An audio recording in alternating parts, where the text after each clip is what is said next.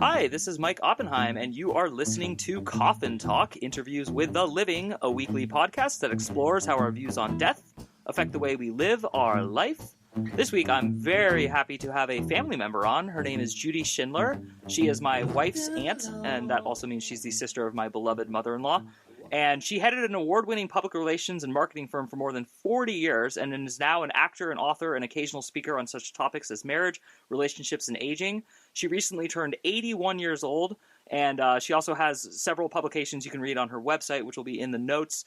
One of her books that I read is hilarious, and it's all about marriage. And also, I've seen her perform, and she's also hilarious in that role. So I'm excited to welcome Judi to the show. Hi, Judi. Hi, Mike. I'm happy to be talking to you. Awesome. So we already got your age and everything, and you live in the Chicago area, or are you in Chicago officially? In the city of Chicago, yes. Awesome. And how long have you lived in Chicago, actually? Well, in the Chicago and environs my entire life. Wow, that's cool. The book that I read, I'm sorry that I'm struggling for the name right now. Husband's and Owner's Manual, How to Survive a 50-Year Marriage. When did you write it? I wrote it, actually, I wrote a one-woman show. When I became an actor, I decided I wanted a little more control over what I was doing, so I thought I would write a show for myself. And so I must have started that at least 10 years ago. And I began performing that for women's organizations and for business groups and country clubs and city clubs. And I was not making the kind of money that justified the amount of money I put into it, because there was a lot of video and audio visuals involved in this one-woman show. So everybody kept saying, well, you should turn it into a book. And then I spent a lot more money producing the book and publishing it. And I don't think I think I covered my expenses, but that's about it. But I did sell more books at my performances. So they would pay me maybe $300, $400, sometimes $500 for the show. And maybe I would sell another $400 or $500 in books. So that began to make it worthwhile. And then COVID hit, and that stopped the shows and the sale of books. Oh, wow. Okay. Yeah, and I got the book. We got it as a wedding gift, I think from your sister, actually. I actually have a divorce under my belt, and so I was reading it with like a different mindset than I think Alana, your niece, and I loved it. I thought it was incredibly accurate and very helpful. So it's very funny to those of you listening, but it's also actually like very realistic. And I'm curious, what has been like the male response to this book? Like, what have men told you about it? Well, I can't tell you what my husband would say because he's never read it. He never saw my show. He didn't like the idea of me talking about him. But I think at those times I've done the performance with the men in the audience, they've laughed just as hard as the women, even though I was making mostly fun about them. I agree, but it's different than a lot of the cliche anti-male like sitcom stereotypes and a lot of the other stuff, because I think it's actually... No, it's the real thing. Yeah. You know, never send a man to pick out paint, things like that. And this is one of the reasons I wanted to have you on, is you're incredibly sharp and witty, and you have a great sense of humor. And so I knew you'd be a good guest. But I'm curious, have you always had that sense of humor? Is it innate to your personality? I think that if you know my sister Ann, who is your mother-in-law, I think she's even got a sharper wit than I do. Or sometimes hers is a little biting. But yeah, I think that just sort of ran in our family. I really do. Being funny. Yeah, that's awesome. And it also makes it a lot easier to marry into a family that has a great sense of humor. So now I'm going to turn the subject a little dark, but in the darkness we find light. And so the purpose of this podcast is to promote the subject of discussing death out loud and making it not taboo, because I think that a lot of people aren't prepared for it when it affects someone they know or love, or even worse, when the diagnosis comes to them. So I'm going to start with asking you about what I know very little about, which is that you at quite a young age lost your father abruptly. Do you want to share that story with us?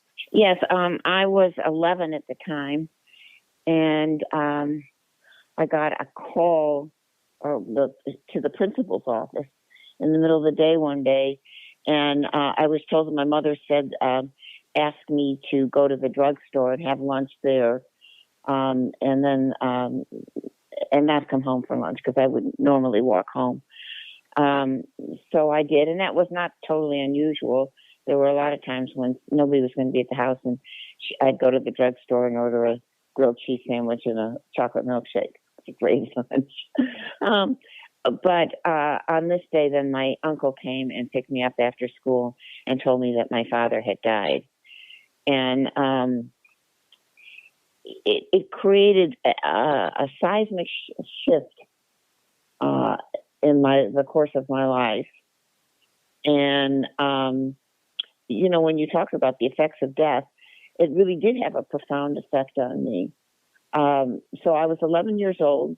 My mother was 32 and had 3 young children. I was the oldest, and my sister Anne was only 3 at the time.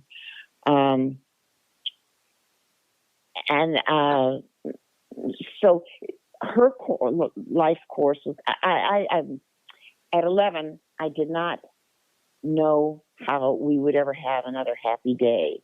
How would we have money? Where would we live? This was all very confusing to me, but it straightened out fairly quickly. My mother actually remarried about a year and a half later, and she married a man who was extremely different from our father. And he changed the course of our life too. But let me just backtrack for a second. So this was the 50s, when you were supposed to think that you were going to grow up and you were going to get married and somebody was going to take care of you for the rest of your life. So I had some pretty good evidence that was not necessarily true. And in fact, not only was my mother widowed at 32, but I had an aunt, my Aunt Mickey, who was widowed at 32, or in the 11th year of marriage. My Aunt Faye was also widowed in the 11th year of marriage. And my Aunt Joanne, who was the other sister, was divorced in the 11th year of her marriage. So I did not grow up thinking that I was going to get married and somebody was going to take care of me for the rest of my life. Most of my contemporaries majored in elementary education, so they'd have something to fall back on should something happen to their husbands. I instead decided I was going to major in journalism. Well, actually, it was a toss-up between theater and journalism, but I chose journalism because my 2 role models, Brenda Starr and Lois Lane, but also I just felt that I would have a better career with the skills I would learn as a journalism major than I would with theater skills. So that's exactly what I did. But it changed my life in other ways, too, because now my mother had a new husband.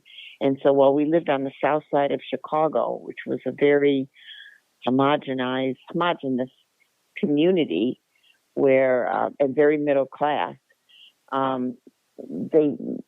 because again, this was the 50s and everybody looked like it was supposed to be a nuclear family, we moved to the suburbs and changed our name to our stepfather's name so that we would look like a nuclear family.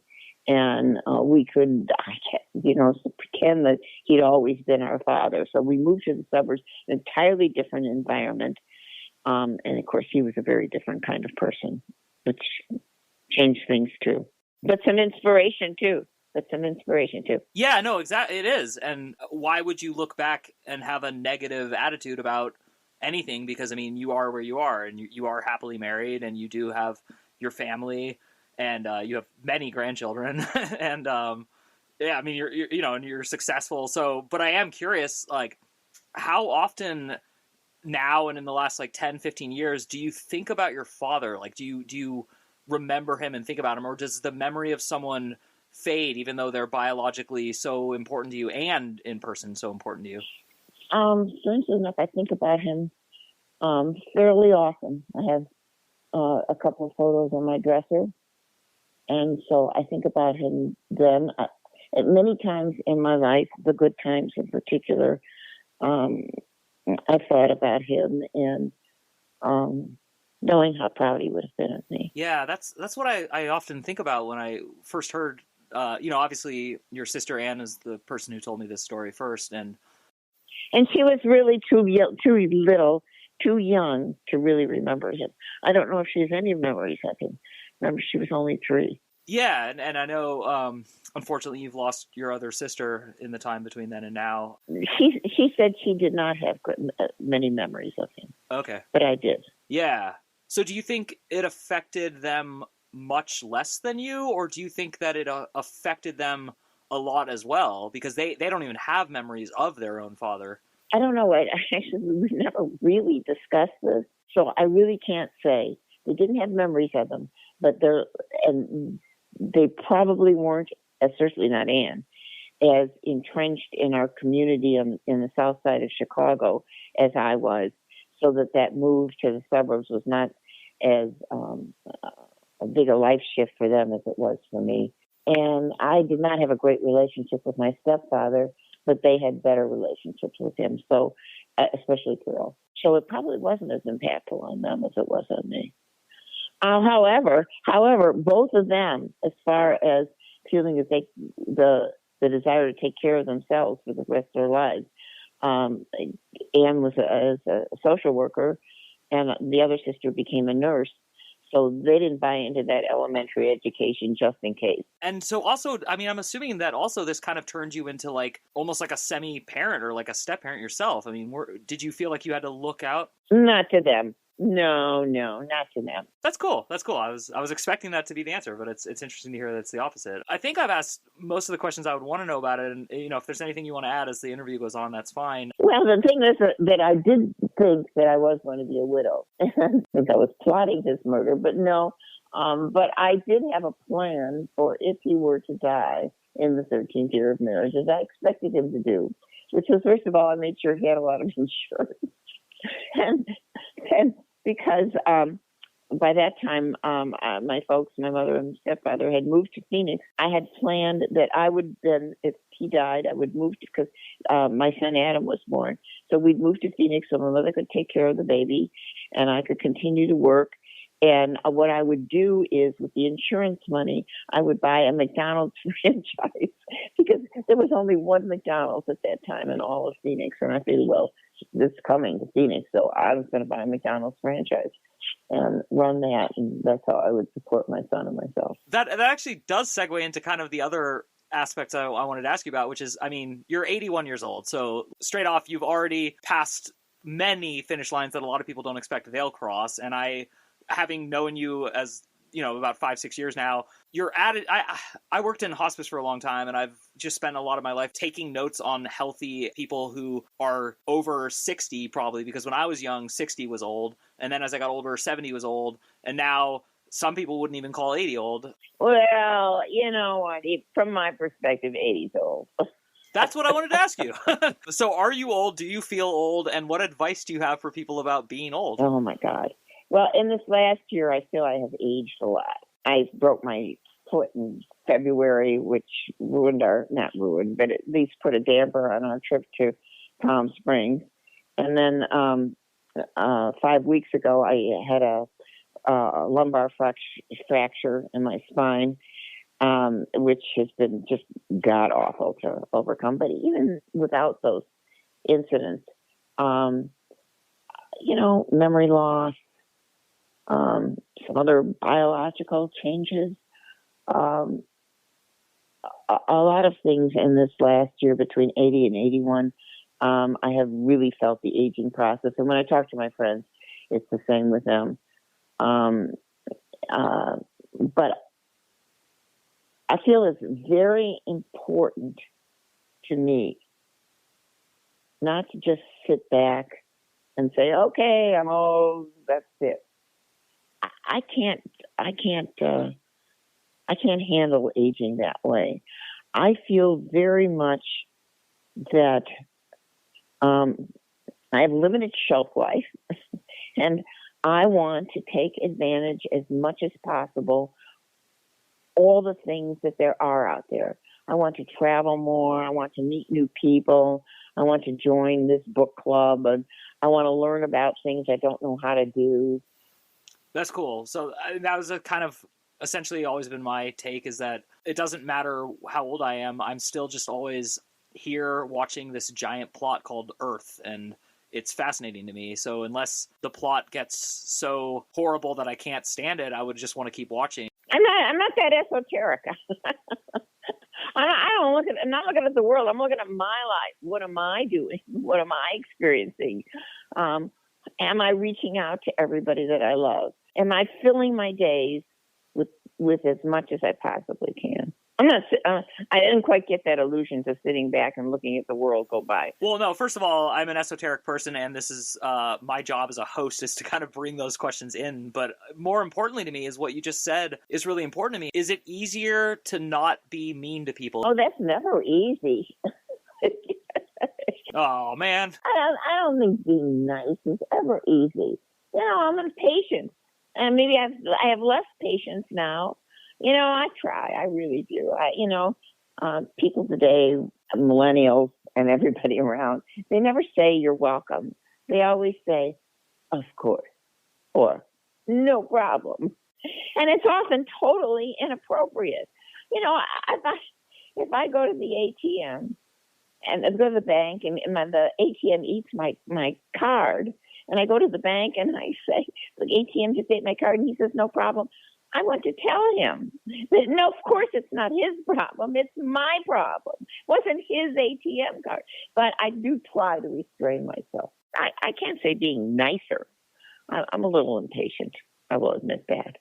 But I mean, more forgiving. Let's put it that way. If somebody wrongs you, okay, forgive. I'm more forgiving. I don't think I'm nicer. That's great. No, that's a really good distinction that I wouldn't even think to make. So that helps me focus.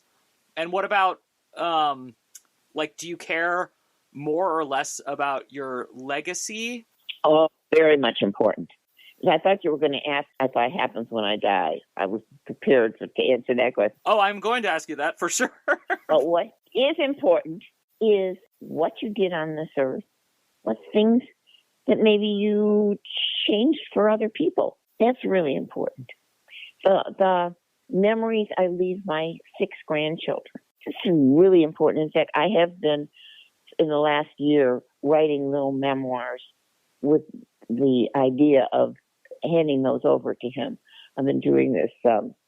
There's an app that somebody gave me for my birthday where they send you a prompt every week. Well, I haven't been using their prompts a lot. Sometimes I did. But so I wrote about the house that I grew up in, which had a coal bin and a washing machine with a wringer. And then we'd hang up the clothes to dry. And I told them a lot of things about that, the books I read when I was their age. Told them a lot about my parents, my grandparents, as much as I knew and could remember. And a lot of little stories about my career, celebrities I've met, travels that we've done, because I want them to be able to, I want to live on in their memories of me. I don't want them to just think of, oh, that was my father's mother and father. I want them to know more about us. So I do think I think about legacy a lot. Wow, that's so cool. It's fascinating to talk to you because I think my personality is pretty similar to yours as far as I love entertainment and I'm very impatient, like you just said. But, we also have a lot of differences. And one of the things you've done with your life that is very fascinating to me, and I mean that in a positive way, is that, and I might be misreporting with word choice what you did, but I believe you actually adopted Tabitha Williams, who was one of our guests, actually. She was on episode 67. Can you kind of get into that? Hey, everyone. If you're a fan of the show, please head over to mikeyop.com and click the subscribe button. It's the best way to support us, and it's free. That's MIKEYOPP.com. Thanks. Well, I didn't adopt her. I always call her my pretend daughter. So one of the things that I was very involved in the National Association of Women Business Owners here in Chicago. I helped found the Chicago chapter. I was the president. I was on the national board. It's one of the legacy things that I am proud of. But when I was just still on the board, I read about an organization on the far north side of Chicago called Family Matters, and they had a teen girls group that had started a business making jewelry. And I thought, well, gee, what a great thing for me to link up some kind of connection between the National Association of Women Business Owners and this group for us to be encouraging the next generation of entrepreneurs. So I got in touch with the executive director, and one of the things we did was we set up a mentorship program. So I met Tabitha through that, although I was not assigned to be her mentor at first. I was assigned to a girlfriend of hers who was Mexican American.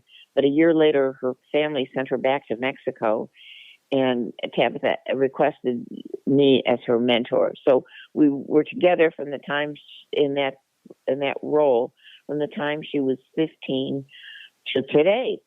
And it just became closer than most of these relationships because for a couple of different reasons. For one thing, Tabitha was very unusual in the fact that she, even at a very young age, could see and understand differences in different cultures and different people. I always say that when she talked to my friends, she sounded like, a middle-aged lady. Well, when she talked to her friends, she could speak as street as anybody else. So she spoke almost different languages. Anyhow, she got it. She understood what we could do for her. And so it became a very close relationship. She got a job at first after school in my neighborhood, so she'd spend the night. And when she was studying for AP tests, she would stay here. And then in the summertime, she got a job downtown, so she stayed here. So she was staying here and back and forth between our house and her parents' house pretty much till she went off to college. And when she went off to college, I had gone college shopping with her. We just became closer and closer over the years. And many times she's had great highs in her life. I don't know if she told you about it, but she was in food and beverage and worked for the Waldorf Astoria, got to know the Versace family. They eventually hired her as a personal assistant, but that didn't last long because they're all a little crazy in the Versace family. And then when she was without a job, she would be staying here, and sometimes it was a year at a time. And, we just had been so close. And we went from my being her mentor to her being my mentor and teaching me about being my arbiter of taste on clothing and food and what restaurants to go to and what I could wear and not wear. I mean, it just became that kind of a relationship. And, she's very close to everybody in my family. Yeah, and I mean, to me, she is family because she came out for your 80th birthday party here. And, it's just like, she's family. So, yeah. And I was proud to have her on our podcast, as I'm equally proud to have you on. I did want to briefly touch on, because you did have like a 40-year career that I didn't even ask you any questions about in PR and marketing.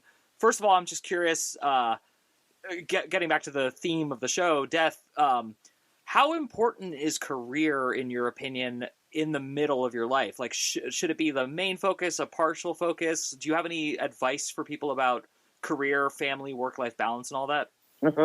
Oh, it was all consuming for me. I mean, I had one child, and I was conscious. I don't think it would have worked very well if I'd had more than one child, because we stayed in the city because it was easier for me. If we lived in the suburbs and I worked downtown, it would have been very difficult. I can't tell you. If it weren't for the fact that I had a truly supportive husband who never told me I couldn't do anything, it was truly a supportive partner in every aspect. I probably couldn't have done it, but I was pretty much consumed. And so, not like if you could do it all over again, what would you do? But what advice would you give to women out there who are feeling the same struggle, but maybe don't have the supportive husband, or even if they do?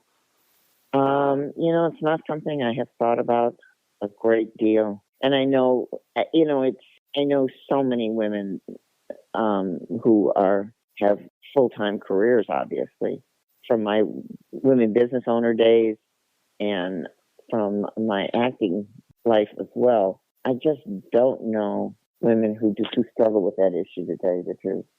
So they're working it out some way. But I mean, we talked about like the younger generations and the lack of saying you're welcome and stuff like that. One of the reasons I'm asking about this is I think we're sending like two very distinctly different messages to youth culture, but especially women, about you can do it all and you should do it all. But then there's also the actual realistic reality, the reality of how hard it is to do that. And you did do it, but you just said, if I'd had more than one, I don't know if I could have and all that. So I'm just curious more about like, as you're looking back at 81, what do you think is like the appropriate balance between the work and the career and then just the rest of your life?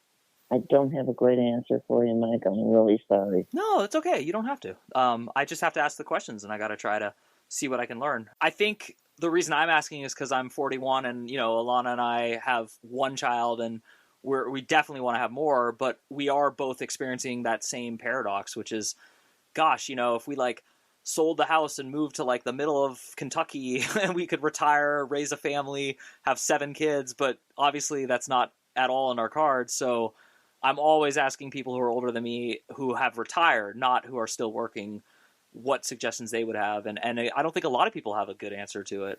No, I mean, having a career was as important to me as having a child. And maybe that's wrong. Maybe I have huge guilt. When Adam, every year when Adam was going to a Jewish day school, they would have their Hanukkah celebration, and you'd have to start with the kindergartens or the pre-kindergartens, doing dreidel rugs and spinning like tops, and finally you get to his class. And so one year I had a lot of work back at the office, but I came for the Hanukkah thing, and he must have been like in 4th or 5th grade at the time. And I stayed through his performance, and then I waved and went back to the office. A couple of days later, somebody said to me, "You must have been so proud of Adam. His solo was so beautiful." He never told me he had a solo. Oh, my God. I was not Mother of the Year that year.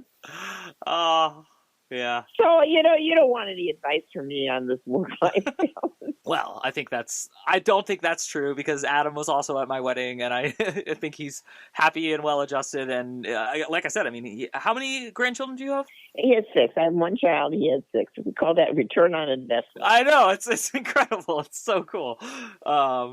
And honestly, he's one of the reasons that I think a big family would be fun. They play games. They have so many like great, wholesome family times, and they're doing something that I don't think a lot of Americans are doing. And I think the reason I'm asking all these questions is that I'm really preoccupied with socialization, which happens in every culture, and it has to happen. But the American socialization, which you also alluded to about the 1950s suburbia, is that we're supposed to like naturally have a balance between our work and our life. And I don't know if that's really accurate for many of us. So, but I think you did give a good answer, and I think that all of your answers have been great. As we are wrapping up, I always give my guests the chance to just have the floor and say whatever you want to say. So with your infinite wisdom, or your 81 years of wisdom, however you want to look at it. Oh, sorry. I have some advice on aging. How about that? Yeah, perfect. We'll do that, please. So my first piece of advice is get rid of stuff. I had this little accident, and I live in a 3-story townhouse. I got to get out of this house. So, you want to get rid of your things while you still can, the things you don't want anymore, and that you would probably never buy over again. So the silver, the china, the crystal, all those kinds of things. You really have to get rid of the clutter and get rid of the stuff you don't want. Number 2, you have to stay with technology. You can't poo-poo it and be afraid of it, because it will expand your life. It opens so many doors. I mean, during COVID and isolation, those of us who could Zoom and figure it out and create projects with other people over the internet, we were active and having a great time. It was the other people who didn't know what to do with themselves. Made cookies. I don't know what they did. So technology. I think meeting new people, and that can be through getting active politically or joining a book club. I joined the League of Women Voters. Also during COVID.